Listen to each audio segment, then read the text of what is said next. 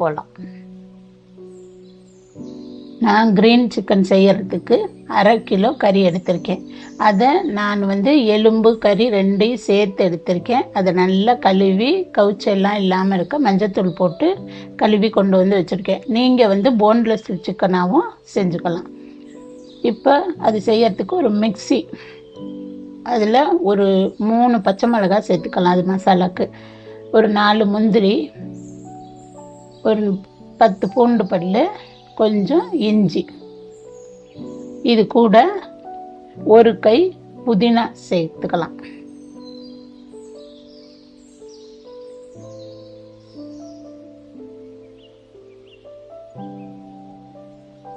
அதே அளவுக்கு கொத்தமல்லியும் சேர்த்துக்கலாம்.